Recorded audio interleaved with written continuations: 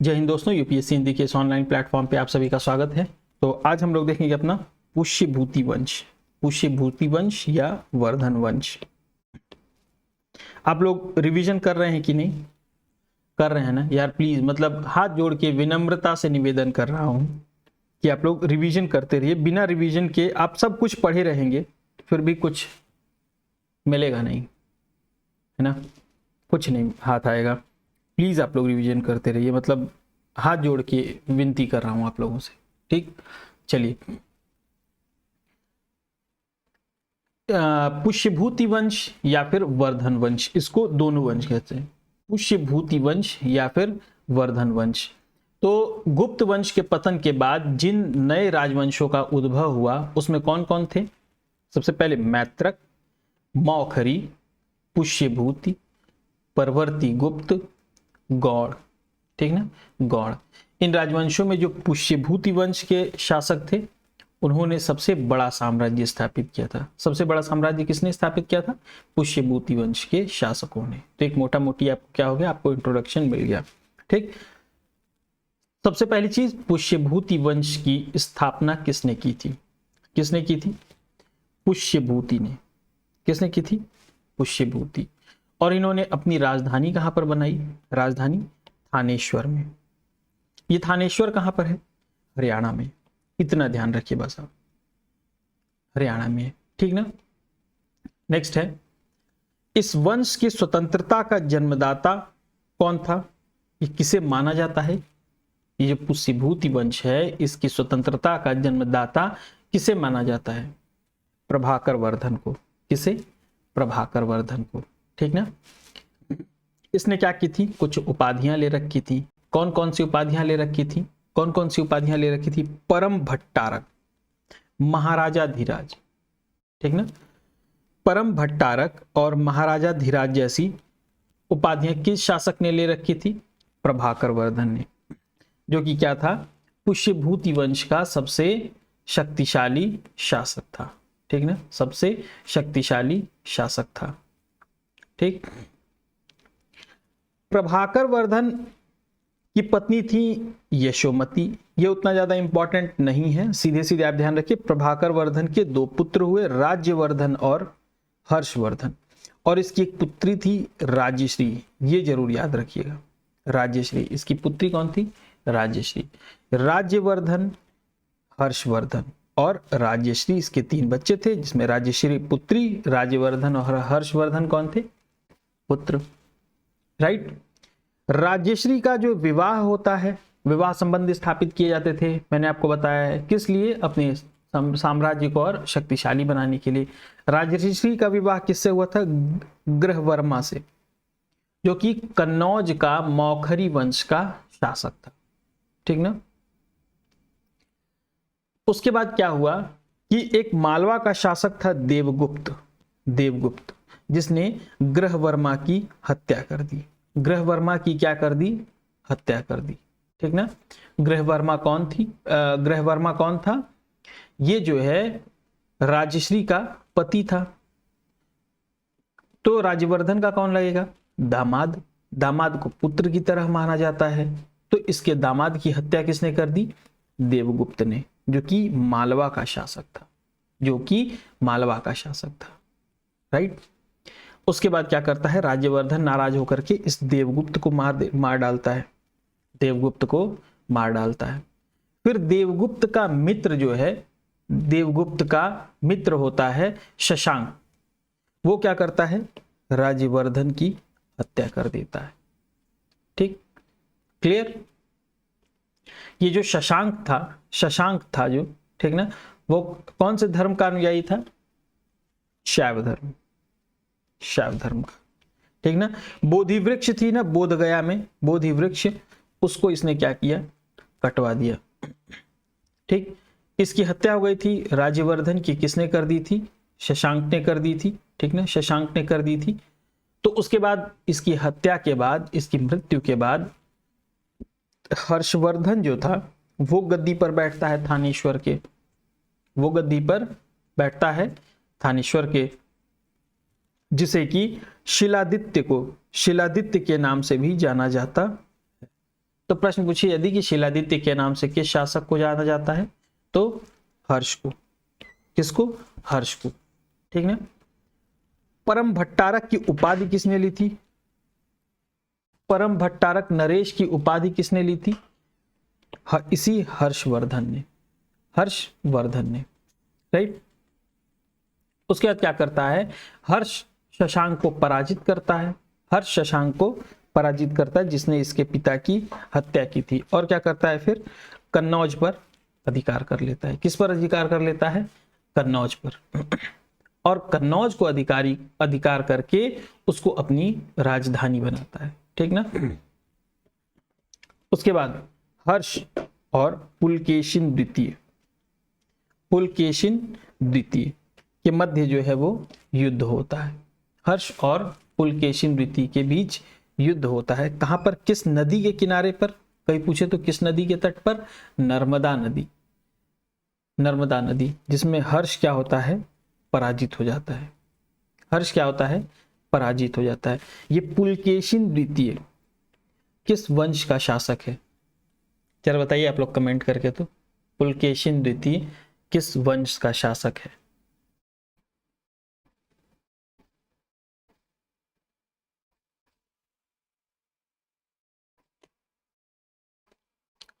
Comment किया आप लोगों ने?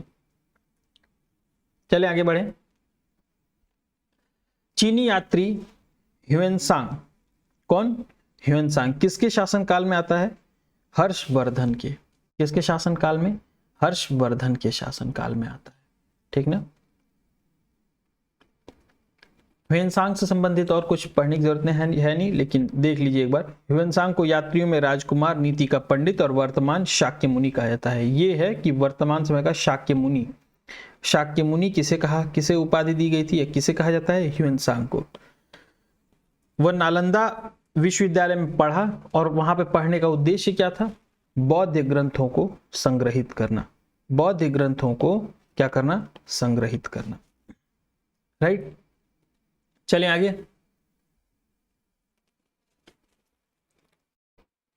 हर्ष ने क्या किया था? कश्मीर के शासक से बुद्ध के दंत अवशेष बलपूर्वक यानी युद्ध करके प्राप्त किया था। हर्ष के पूर्वज जो है वो किसकी पूजा करते थे? भगवान शिव और सूर्य की। भगवान शिव और सूर्य की। इसमें जो हर्ष था वो भी पहले शिव का परम भक्त था। प्रारंभ में शिव का परम भक्त था, बाद में वो बौद्ध धर्म अपना लेता है। कौन सा धर्म? बौद्ध धर्म। किसके कहने पे अपनाएगा? किसके कहने पे अपनाएगा? ह्वेनसांग के कहने पे, कि ह्वेनसांग को बौद्ध धर्म में बहुत रुचि थी। अभी ऊपर हम लोगों ने पढ़ा ना कि वो बौद्ध ग्रंथ संग्रह करने आया था, यहाँ पे बौद्ध से संबंधित पढ़ाई की थी।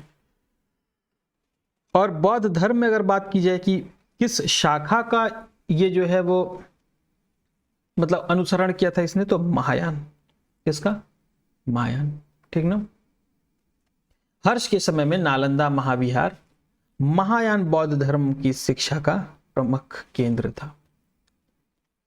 किसके समय में? हर्ष के समय में। कौन सा? नालंदा महाविहार। किस धर्म का? बौद्ध धर्म का। ठीक ना। हर्ष के समय में क्या किया जाता था? प्रति 5वें वर्ष एक समारोह आयोजित किया जाता था। ठीक ना। उसे क्या कहा जाता था? महामोक्ष परिषद। महामोक्ष परिषद। तो महामोक्ष परिषद क्या था? हर्ष के समय में प्रयाग में हर 5वें वर्ष जो है वो समारोह आयोजित किया था। इसी समारोह को क्या कहते थे? महामोक्ष परिषद। ह्वेनसांग 6वें समारोह में सम्मिलित हुआ था। ठीक ना। यह बात थोड़ी सी ध्यान रखिएगा आप लोग। बाणभट्ट किसका दरबारी कवि था? हर्ष का। किसका? हर्ष का। आपसे प्रश्न पूछे कि हर्षचरित और कादंबरी की रचना किसने की थी? किसने की थी? तो बाणभट्ट ने। किसने की थी? हर्षचरित की रचना हर्ष ने नहीं की थी। हर्ष ने नहीं की थी। हर्ष के दरबारी कवि बाणभट्ट ने की थी। किसने की थी? हर्ष के दरबारी कवि बाणभट्ट ने की थी। ठीक ना। नेक्स्ट, ये भरचू कौन थे? भरचू यह बाणभट्ट के गुरु थे। बाणभट्ट के गुरु थे, हर्ष के नहीं, बाणभट्ट के गुरु थे। ठीक ना। आगे ये पीसीएस में प्रश्न पूछता है कि प्रियदर्शिका या फिर रत्नावली या फिर कोई भी नागानंद या फिर तीनों दे करके हो सकता, पूछ सकता है, इसकी रचना किसने की थी? हर्ष ने। अब किसने? हर्ष ने। और ये किस भाषा में है ये ग्रंथ? संस्कृत। संस्कृत। ठीक ना। और ऐसा कहा जाता है कि इसकी रचना धावक ने की थी। धावक ने की थी। ठीक ना। धावक ने की थी। किससे? हर्ष से कुछ धनिया पुरस्कार लेकर के। तो अगर ऐसे धावक अगर विकल्प में देता है तो आप किसको मारेंगे? धावक। राइट। चलिए, यदि कभी आपसे पूछे कि भारत का अंतिम हिंदू सम्राट किसे कहा गया है, या भारत का अंतिम हिंदू सम्राट शासक था? हर्ष। किसे? कौन? हर्ष। ठीक ना। लेकिन ऐसा भी माना जाता है कि वो न तो कट्टर हिंदू था और न सारे देश का ही शासक था। तो इसमें क्या हुआ, कुल मिलाकर के कंफ्यूजन है। लेकिन कभी अगर विकल्प में इस तरह से दे दी तो आप उसको ध्यान रखिएगा। ठीक ना। महाराज और महासामंत कौन थे? हर्ष के अधीन जो भी शासक थे उनको महाराज या महासामंत कहा जाता था। ठीक ना। ठीक। सचिव या अमात्य किसे कहा जाता था? सचिव या अमात्य हर्ष के मंत्री परिषद के मंत्रियों को, हर्ष के मंत्रियों को। ठीक। भुक्ति, भुक्ति किसे कहा जाता था? प्रांत को। हर्षकालीन, हर्ष के समय के प्रांत को भुक्ति कहा जाता था। ठीक ना। और ये राजस्थानीय, उपरिक और राष्ट्रीय, ये कौन थे? ये जो है वो, ये कौन थे? भुक्ति के शासकों को राजस्थानिक, उपरिक अथवा राष्ट्रीय कहा जाता था। राइट। भुक्ति का विभाजन किस में किया गया था? भुक्ति का विभाजन किस में किया गया था? जिलों में किया गया था। किस में? जिलों में किया गया था। और जिलों को किस नाम से पुकारा जाता था? विषय के नाम से। किस नाम से पुकारा जाता था? विषय के नाम से। ठीक ना। विषय के नाम से पुकारा जाता था। और विषय का जो प्रधान हुआ करता था उसको क्या कहते थे? विषयपति। क्या कहते थे? विषयपति। विषय के अंतर्गत कई पाठक, पाठक किसको कहा गया है? तहसील को। जिले के अंदर कई तहसील होते हैं ना, कई तहसील होते हैं ना, तो उनको क्या कहा जाता था? पाठक। तहसील को पाठक। तहसीलदार बोला जाता है ना, तो उस समय क्या बोला जाता होगा? तहसीलदार को पाठकदार। राइट। कुछ ऐसा होता नहीं था बट फिर भी। ठीक। आगे चले। ये कौन है? ग्रामा शप्तलिक। ग्रामाक्षप्तलिक, ये कौन है? गांवों का प्रधान, ग्राम प्रधान। क्या कहा जाता था? ग्रामाशप्तलिक। ठीक ना। देखिए, हर्षचरित के अनुसार हर्ष की मंत्री परिषद, प्रधान सचिव को क्या कहा जाता था? भिंड। प्रधान सेनापति को सिंहनाद। प्रधान सेनापति को सिंहनाद। अश्वसेना का जो प्रधान हुआ करता था उसको क्या कहते थे? कुंतल। क्या कहते थे? कुंतल। और गज सेना के प्रमुख को क्या कहते थे? गज सेना के प्रमुख को स्कंदगुप्त। क्या कहते थे? स्कंदगुप्त। ठीक है। पुलिस कर्मियों को चाट और भाट कहा जाता था। लेकिन पुलिस के जो अधिकारी होते थे उनको क्या कहा जाता था? दंडपाशिक या फिर दांडे। दंडपाशिक या फिर दांडे। तो पुलिस में जो कर्मचारी थे उनको चाट या भाट कहा जाता था और जो अधिकारी थे उनको दंडपाशिक या फिर दांडिक कहा जाता था। क्लियर? ये आप लोग अपनी भी बुक में लगा लेते हैं ना, जो हाइलाइटर है वो हाईलाइट कर लेते हैं आप लोग अपनी बुक में ना, नहीं करेंगे तो फिर समस्या होगी फिर तब। ठीक ना। नेक्स्ट, बृहदेश्वर कौन था? बृहदेश्वर अश्वसेना के अधिकारी को कहा जाता था। किसको कहा जाता था? अश्वसेना के अधिकारी को बृहदेश्वर कहा जाता था। ठीक, और बालाधिकृत या फिर महाबालाधिकृत, बलाधिकृत या फिर महाबलाधिकृत किसको कहा जाता था? पैदल सेना के अधिकारियों को। किसको? पैदल सेना के अधिकारियों को। राइट। हर्षचरित में सिंचाई के साधन के रूप में तुला यंत्र का उल्लेख मिलता है। तो तुला यंत्र क्या था? सिंचाई का साधन, सिंचाई का साधन, जल पंप था। ठीक ना। हर्ष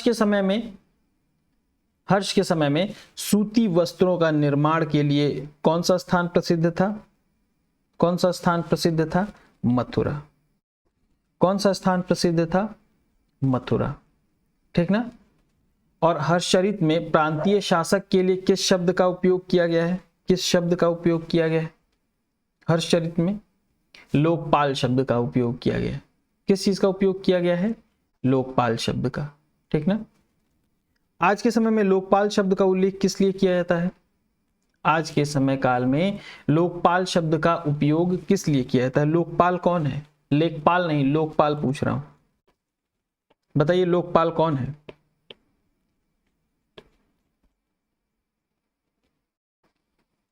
कमेंट बॉक्स में बताइए। चलिए, इसके बाद हम लोग क्या पढ़ेंगे? दक्षिण भारत के प्रमुख राजवंश। दक्षिण भारत के प्रमुख राजवंश, इसमें हम लोग किसको किसको पढ़ेंगे? सबसे पहला वंश है पल्लव वंश। सबसे पहला वंश है पल्लव वंश। ठीक, उसके बाद पल्लव के बाद चोल। पल्लव के बाद कौन है? चोल है। चोल के बाद कौन है?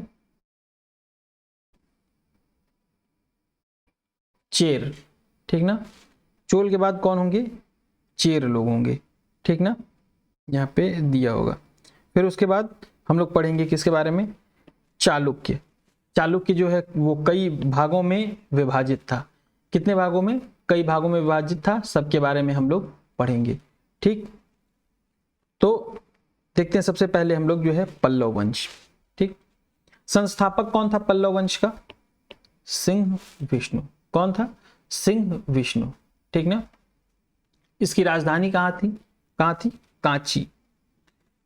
उसका पूरा नाम क्या था? कांचीपुरम। कांचीपुरम कहाँ पर है? तमिलनाडु में। कहाँ पर है? तमिलनाडु में। कभी पूछे कि जो सिंह विष्णु था वो किस धर्म का अनुयायी था? तो वैष्णव, वैष्णव धर्म। ठीक ना। अवनी सिंह की उपाधि किसे दी गई थी? अवनी सिंह की? सिंह विष्णु को। सिंह विष्णु, पल्लव वंश के संस्थापक सिंह विष्णु को। ठीक, सिंह विष्णु ने जो है वो आदिवराह मंदिर का निर्माण कहां पर करवाया था? तो पहला इसमें प्रश्न पूछेगा आदिवराह मंदिर का निर्माण किसने करवाया? तो सिंह विष्णु ने। कहां पर करवाया? तो मामल्लपुरम। कहां पर करवाया? तो मामल्लपुरम। ठीक, आगे चले। कीर्तर्जुनियम, इसके लेखक कौन है? भारवी। भारवी है इसके लेखक। कीर्तर्जुनियम के लेखक कौन है? भारवी। किसके दरबार में थे? सिंह विष्णु के, जो कि पल्लव वंश का संस्थापक था। क्लियर? राइट। पल्लव वंश के प्रमुख शासक कौन कौन थे? तो हम लोग ये देखें कि पल्लव वंश के प्रमुख शासक कौन कौन थे। आइए देखें। महेंद्र वर्मन प्रथम, महेंद्र वर्मन प्रथम। फिर नरसिंह वर्मन प्रथम, नरसिंह वर्मन प्रथम। फिर उसके बाद महेंद्र वर्मन, महेंद्र वर्मन, महेंद्र वर्मन द्वितीय। ठीक ना। फिर परमेश्वर वर्मन प्रथम, फिर नरसिंह वर्मन द्वितीय, फिर नंदी वर्मन द्वितीय। तो इनके बारे में हम लोग पढ़ते हैं। ठीक, ये इन शासकों के नाम आप लोग याद रखिएगा जरूर। ठीक ना, नहीं तो ऐसे दे देगा कहीं आपको बीच में महेंद्र वर्मन द्वितीय याद ही नहीं आएगा। ये लोग पल्लव वंश के जो है वो शासक थे। ठीक, तो फिर जो है वो गड़बड़, वहीं कंफ्यूजन फिर क्रिएट होना शुरू होता है। ठीक, तो सबसे पहले हम लोग यहाँ पे पढ़ रहे हैं मत्त विलास प्रहसन की रचना किसने की थी? मत्त विलास प्रहसन की रचना जो है वो किसने की थी? तो किसने की थी? महेंद्र वर्मन ने। किसने की थी? महेंद्र वर्मन ने। ठीक, महेंद्र वर्मन वो किस धर्म से संबंधित थे? जैन। किससे? जैन, ठीक ना। बाद में ये शैव हो गए, बाद में क्या हो गए? शैव। किससे मिलने के बाद शैव हुए? तमिल संत थे अप्पर, उनसे उनके प्रभाव में आकर ये शैव हो गए। रथ, आपने सुना होगा रथ मंदिर। रथ मंदिर किन्हें कहा जाता है? महाबलीपुरम में एकाश्म मंदिर बने हुए हैं, महाबलीपुरम में एकाश्म मंदिर बने हुए, उन्हीं को क्या कहा जाता है? रथ मंदिर। उनको क्या कहा जाता है? रथ मंदिर, ठीक ना। ये जो रथ मंदिर है उसका निर्माण जो है किसने करवाया था? किसने करवाया था? पल्लव शासकों ने, ठीक ना। पल्लव शासक नरसिंह वर्मन प्रथम, नरसिंह वर्मन प्रथम द्वारा। यहाँ से प्रश्न बहुत पूछता है, ये चैप्टर बहुत कंफ्यूजिंग है। इधर जो साउथ के चैप्टर्स चल रहे हैं ना, उनको पढ़ना टेढ़ी कीर है, ठीक। जो बच्चे पढ़े होंगे पहले से, उनसे आप पूछिएगा कि कितना कठिन है ये चैप्टर। ये जो सारे जो हटा दिए जा रहे हैं ना, जिनको हाईलाइट नहीं किए जा रहे, वो बहुत मदद करते हैं आपकी। जो कीवर्ड्स होते हैं ना, वो चीज़ों को समझने में, कनेक्ट करने में बहुत मदद करते हैं वो आपकी, ठीक है। तो ये रथ मंदिर तक हो गया। रथ मंदिर कुल कितने हैं? 7। कितने हैं? 7। सबसे छोटा द्रौपदी, सबसे छोटा उसमें द्रौपदी रथ मंदिर है, जिसमें किसी प्रकार का अलंकरण नहीं मिलता है। क्लियर? नरसिंह वर्मन ने कौन सी उपाधियां ली थी? वातापी कोंड और महामल्ल। तो ये दो उपाधियां, वातापी कोंड और महामल्ल की उपाधियां किसने ली थी? नरसिंह वर्मन प्रथम ने, नरसिंह वर्मन प्रथम ने ली थी, राइट। चलें आगे। ह्वेनसांग जो है वो कांची किसके शासन काल में आया था? कांची, ह्वेनसांग तो आया था हर्षवर्धन के समय में, लेकिन जब पूछे कांची किसके समय में आया था, किस पल्लव शासक के काल में? नरसिंह वर्मन प्रथम, नरसिंह वर्मन प्रथम, राइट।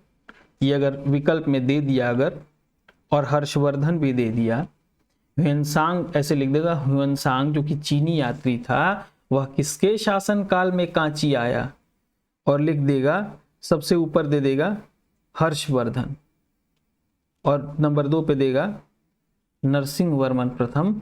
तो मुझे पूरी उम्मीद है कि लगभग 70 या फिर उससे ज़्यादा लोग मार देंगे आकर के हर्षवर्धन, विकल्प नंबर ए, राइट। चलिए, परमेश्वर वर्मन प्रथम जो है वो शैव मतानुयायी था, शैव धर्म का अनुयायी था। उसने ये उपाधियां ले रखी थी, लोकादित्य, एकमल्य, रणंजय, अत्यंत काम, उग्रदंड, गुणभाजन और इस टाइप की, ठीक ना। किसने ले रखी थी? परमेश्वर वर्मन प्रथम ने, परमेश्वर वर्मन प्रथम ने ले रखी थी, ठीक ना। मामल्लपुरम में गणेश मंदिर, मामल्लपुरम में गणेश मंदिर का निर्माण किसने करवाया था? इसी परमेश्वर वर्मन प्रथम ने करवाया था। ये जो है विद्या से इसको बहुत प्रेम था, मतलब पढ़ाई लिखाई से इसको बहुत प्रेम था, पुस्तकें पढ़ता था, इसीलिए इसे विद्या विनीत की भी उपाधि जो है वो दी गई थी, ठीक। अरबों का आक्रमण पूछे किसके शासन काल में हुआ? किसके शासन काल में अरबों का आक्रमण? नरसिंह वर्मन द्वितीय। किस पल्लव शासक के काल में? नरसिंह वर्मन द्वितीय। उसने राजा सिंह, आगम प्रिय और शंकर भक्त यह उपाधियां ले रखी थी। राजा सिंह मतलब राजाओं का सिंह, शास्त्रों का प्रेमी या फिर शिव का उपासक, ठीक ना। राजा सिंह मतलब राजाओं का सिंह, आगम प्रिय मतलब शास्त्रों का प्रेमी और शंकर भक्त मतलब शिव का उपासक, ठीक ना। कांची के कैलाशनाथ मंदिर का निर्माण किसने करवाया? जिसे जो है राज सिद्धेश्वर मंदिर के भी नाम से जाना जाता है, जिसे राज सिद्धेश्वर मंदिर के भी नाम से जाना जाता है। किसने कराया? नरसिंह वर्मन द्वितीय ने, नरसिंह वर्मन द्वितीय ने, ठीक ना। और सबसे बड़ी चीज कि यदि आपसे प्रश्न पूछे कि किस मंदिर निर्माण शैली से, किस मंदिर के निर्माण से, वेरी इंपॉर्टेंट, किस मंदिर के निर्माण से द्रविड़ स्थापत्य कला की शुरुआत हुई, तो इसी कैलाशनाथ मंदिर या फिर राज सिद्धेश्वर मंदिर के निर्माण से, ठीक। महाबलीपुरम का शोर मंदिर जो है वो उसका निर्माण किसने करवाया था? नरसिंह वर्मन द्वितीय ने। ठीक। नेक्स्ट, कांची में कैलाशनाथ मंदिर में पल्लव राजाओं और रानियों की आदमकद तस्वीरें लगी हुई हैं। किसकी किसकी? पल्लव राजाओं और रानियों की, कांची के कैलाशनाथ मंदिर में। ठीक ना। दास कुमार चरितम की रचना किसने की? दंडी ने। नरसिंह द्वितीय के दरबार में रहता था। दंडी किसके दरबार से संबंधित था? नरसिंह द्वितीय के। ठीक है। नेक्स्ट, यदि आपसे प्रश्न पूछे कि कांची के मुक्तेश्वर मंदिर कहां पर है, या फिर बैकुंठ पेरुमाल मंदिर, मुक्तेश्वर मंदिर और बैकुंठ पेरुमाल मंदिर कहां पर है? कांची में। पहली बात तो ये ध्यान रखिए। और यदि प्रश्न पूछता है कि इसका निर्माण किसने करवाया, तो नंदी वर्मन द्वितीय ने। किसने? नंदी वर्मन द्वितीय ने। ठीक। आपसे पूछे यदि कि प्रसिद्ध वैष्णव संत तिरुमड्डई किसके समकालीन थे? तिरुमड्डई अलवार किसके समकालीन थे? तो आपका उत्तर क्या होगा? नंदी वर्मन द्वितीय। नंदी वर्मन द्वितीय। ठीक ना। अगली बात हम करेंगे नंदी वर्मन तृतीय की। यह शैव मतानुयायी था। क्या? कौन सा मतानुयायी था? शैव मतानुयायी। ठीक है ना। राइट। उसकी राजसभा में कौन था? पेरुन देवनार किसकी राजसभा में था? नंदी वर्मन तृतीय के। ठीक है ना। ये तमिल भाषा का कवि था। ठीक ना। भारत वेड़वा की रचना किसने की थी? यह जो ग्रंथ है भारत वेड़वा, इसकी रचना किसने की थी? पेरुन देवनार ने। किसने? पेरुन देवनार ने। पेरुन देवनार किसके शासन काल में था? नंदी वर्मन तृतीय के। ठीक है ना। और कभी पूछे कि पल्लव वंश का अंतिम शासक, तो कंप वर्मा। कौन? कंप वर्मा। ठीक। और इसी के साथ आज की क्लास समाप्त। लेकिन एक चीज और बता दूं, अगली क्लास में अपने जो फ्लाइट का सीट बेल्ट आप लोग एकदम अच्छे से बांध के आइएगा, क्योंकि अगला जो चैप्टर है वो है चोल। कौन सा चैप्टर है? चोल। मुझे अगर कहा जाए ना, तो एंशिएंट हिस्ट्री में सबसे ज़्यादा अगर इम्पोर्टेंस किसी का है, किसी चैप्टर का है, चैप्टर अगर पूछा जाए तो चोल। ये जो चोल है ना, ये बहुत इंपॉर्टेंट है, वेरी वेरी इंपॉर्टेंट। एक बार आप लोग इसकी रीडिंग लगा करके ज़रूर आइएगा। ठीक। इसकी रीडिंग जरूर लगा लीजिए। देखिए, एक बार जब मैं पढ़ाने वाला रहूँ, मैं तो क्रोनोलॉजी में पढ़ाता हूँ ना, एकदम लाइन से पढ़ा रहा हूँ ना, कोई कुछ छोड़वाता नहीं हूँ ना, तो एक बार जब मैं पढ़ाने वाला रहूँ तो उस चैप्टर को एटलीस्ट रीड करके आया कीजिए, तो आपको पता चलेगा कि मुझे इसमें कितना जो है जोर डालने की ज़रूरत है। ठीक। एक बार रीड करके आइए, एक बार मेरे साथ उस चैप्टर को पढ़िए, और फिर जब मैं उस चैप्टर को पढ़ा लूँ तो पुनः एक बार आप खुद से उसको पढ़िए। फिर देखिए कि जब आपने पहली बार पढ़ा था और जब आपने दूसरी बार पढ़ा तो दोनों में कितना अंतर है, दोनों में कितना डिफरेंस है उसको चैप्टर को समझने में। ठीक। तो मेरे साथ साथ आपको भी पढ़ने की कला आ जाएगी। ठीक। राइट। आज के लिए इतना ही। जय हिंद।